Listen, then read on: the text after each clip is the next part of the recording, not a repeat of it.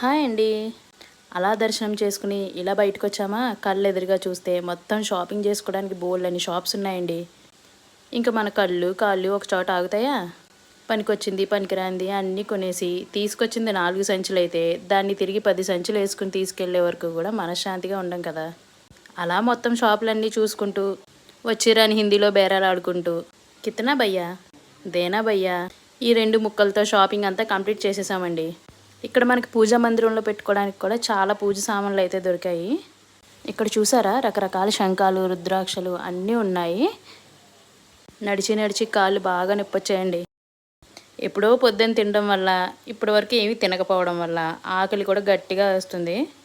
ఆ చల్లటి వాతావరణానికి ఇలా వేడివేడి బాదం పాలు కనపడ్డాయా, వెంటనే అక్కడ ఆగిపోయాం. తలా ఒకటి తీసుకుని తాగేసాం. ఏ మాటగా మాటే టేస్ట్ అయితే చాలా బాగుందండి. ప్రసాదం కింద వెజ్ బిర్యానీ ఇచ్చారు, అది కూడా తిన్నాం.